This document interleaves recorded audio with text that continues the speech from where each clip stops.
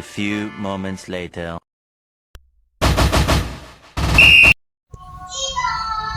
Assalamualaikum warahmatullahi wabarakatuh. Kami dari sekolah UPT Semenagri 1 Petampone ingin mewawancarai Puan tentang koperasi. Yang pertama, siapa nama Puan? Nama saya Jumatian. Kerja di mana? Pensiunan kepala sekolah. Sudah berapa tahun kerja?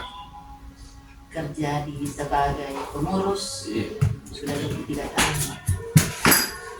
Bagian apa posisinya sebagai koperasi? Saya sebagai anggota dan bendahara. Menurut Puan, makna atau pengertian koperasi? Kalau di situ pelajaran tentang koperasi, bagaimana pengertiannya? Assalamualaikum warahmatullahi wabarakatuh.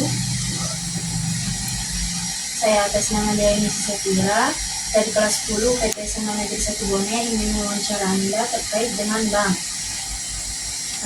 Sebelum saya masuk di pertanyaan, bisa diperkenalkan diri Pak, di mana Ki bekerja, sudah berapa tahun Ki bekerja, dan bagian apa atau posisi Ki sebagai apa di pekerjaan tersebut? Namaku Omnya Sarah biasa dipanggil Omnya.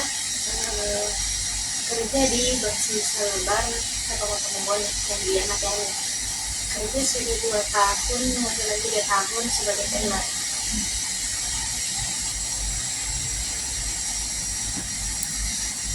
Pertanyaannya,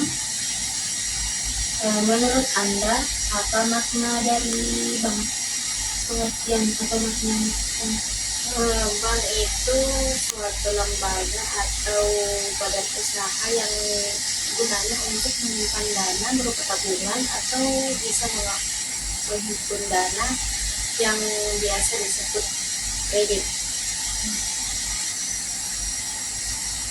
Menurut Anda, bagaimana bank dalam Islam?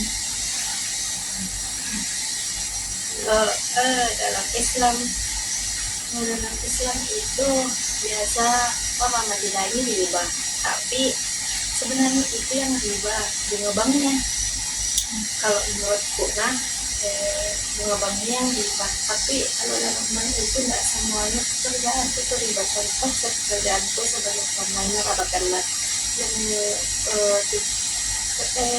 kerjaku itu cuma untuk melayani nasabah atau transaksi yang berhubungan dengan nasabah, tidak berhubungan dengan yang namanya bunga bank atau kredit. Jadi menurut saya itu kalau bank bisa dibilang, kalau menurut Islam ya, bisa dibilang riba atau tidak, tergantung masalahnya. Misalnya kalau bank konvensional itu ya karena ada dibilang kredit, kalau kredit kan memang ada bunganya tuh, orang ambil pinjaman sekian mungkin akan kembali pasti lebih dari pinjamannya.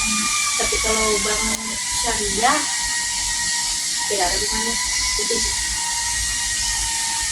Kegiatan atau jasa apa yang ditawarkan kepada masyarakat? Banyak, kalau di bank sosial itu ada beberapa produk, ada dari kredit, ada deposito, ada yang biasa disebut tampan atau tabungan masa depan, yang misalnya sekolah ada juga namanya simpel, biasa kalau bikin di sekolah itu. Kalau kredit juga terbagi lagi, ada kredit untuk biasa kalau kredit full untuk biasa orang-orang usaha, ada juga biasanya kredit untuk para pensiun, banyak produk. Apa manfaat bank terhadap masyarakat? Kalau manfaatnya banyak, salah satunya itu misalnya kalau untuk menyimpan dana, tidak mungkin kan nasabah ada orang 1 M baru masukkan di rumahnya, kan hilang tuh. Untuk menyimpan dana, kalau misalnya orang butuh uang juga bisa ambil kredit di bank. Bank itu bisa juga mempermudah, misalnya kita nanti beli online, bisa mempermudah untuk transaksi keluar kemana, transfer apa segala macam, atau beli barang di Shopee kan gampang kalau ada bank, ada mobile bankingnya. Kendala apa yang Anda dapatkan dalam melaksanakan pekerjaan tersebut? Kalau kendalanya saya sebagai frontliner atau trainer itu kendalanya cuma misalnya berhubungan dengan nasabah. Nasabah kan berbagai macam karakter sama sifat. Itu di kendalanya paling di situ. Bagaimana cara tak bisa layani nasabah dengan baik dengan berbagai macam sifat nasabah yang ada kadang emosian, tidak bisa ditanya atau apa. Itu tapi kalau kendala-kendala bank secara umum itu ya yang salah satunya paling bagaimana caranya bisa dapat dana, bagaimana caranya supaya orang memang harus ambil kredit di kita begitu.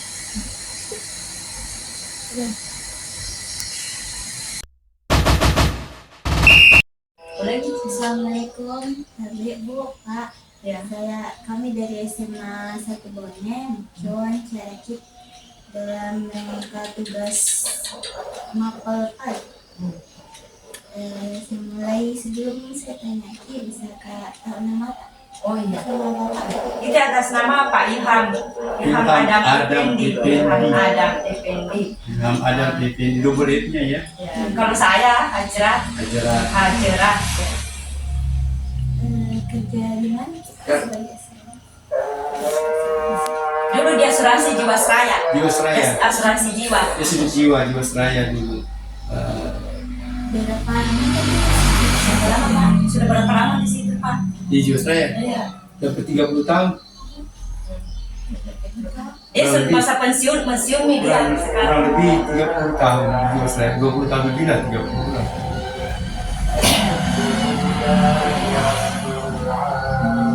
Bagaimana itu asuransi dalam Islam? Menurut Tak bagaimana asuransi di dalam Islam? Sebenarnya kalau di dalam itu asuransi sekarang itu kan sudah ada asuransi syariah. Kita punya asuransi syariah ada. Jadi sebenarnya itu kalau asuransi kita itu komersial sebenarnya. Itu perusahaan asuransi yang kita bawa sekarang itu adalah dari zaman kolonial Belanda dulu. Dan itu asuransinya memang itu asalnya dari sana, dari Eropa sana. Kalau Eropa yang bawa. Nanti sekarang ini baru ada semacam bank syariah dengan asuransi syariah ada. Itu untuk masyarakat umat Islam kan. Manfaatnya itulah untuk menabung untuk masa depan. Misalnya kita menawarkan kepada mereka itu beasiswa syariah, ada beasiswa syariah. Yang maksudnya beasiswa itu kan misalnya nanti kita tuh usianya misalnya 6 tahun, dia tuh baru bisa 6 tahun anaknya dibeasiswakan berapa tahun, berarti 18 tahun. 18 tahun itu tuh di dalam jenjang pendidikan itu misalnya nanti dia tamat TK sudah terima, dia tamat SD sudah terima, dia tamat SMP sudah terima, tamat SMA sudah terima, sudah selesai, nanti dia perguruan tinggi. Nah kalau perguruan tinggi itu mau dia bayar setiap bulan boleh, tapi kalau dia mau minta sekaligus boleh juga. Gitu, itu biaya pendidikan itu. Nah ada juga macam-macam tabungan banyak lah. Itu beasiswa, manfaatnya itu. Jasa apa yang ditawarkan kepada masyarakat? Jasa apa yang ditawarkan? Macam asuransi apa yang ditawarkan sama masyarakat? Ya banyak lah. Misalnya produknya juga. Yang ditawarkan produknya ya beasiswa. Beasiswa. Kedua diguna menaik itu artinya pengembangannya 10% setiap tahun gitu. Itu ada keuntungan yang disiapkan. Seumpama misalnya nanti kalau misalnya dia ambil asuransi 10 tahun, berarti kalau misalnya dia jiwanya jumlah uang asuransi 10 juta, berarti dia terima nanti kan 20 juta begitu 10 tahunnya akan datang. Itu diguna. Banyak tuh alunya banyak apa istilahnya itu. Ada Siharta, ada dana multi proteksi, dana multi proteksi itu pengusaha itu banyak istilahnya produk-produknya macam-macam, tinggal nanti masyarakat itu memilih produk mana yang cocok untuk dia gitu. Cuma kita yang menanyakan gitu. Misalnya nanti kita datangin, dia bilang, anak saya tuh mau pendidikan tapi begini masih kecil, ya nggak apa-apa, dibeasiswakan aja gitu. Nanti pembayaran preminya kan berapa, misalnya dia mau bayar bulanan berapa, bayar semester kuartal berapa, 3 bulan itu kuartal. Terus kalau semester 6 bulan, nanti 6 bulan lagi bayar. Tapi kalau mau bayar tahunan boleh, tahunan kan gitu, sekaligus juga bisa gitu. Sekali bayar, tinggal menunggu aja nanti terima. Selama ini aku sebagai pengguna asuransi, kendala-kendala apa yang Kendala-kendala apa yang kita temui dalam menjalankan di dalam asuransi itu menawarkan segala sesama orang masyarakat. Oh ya. Nah, tentang itu Sebenarnya begini. meninggal. Kalau masyarakat itu tidak mengerti tentang masalah asuransi, pasti mereka tidak ditawari lagi. Mereka sendiri sudah datang menawarkan diri untuk masuk asuransi.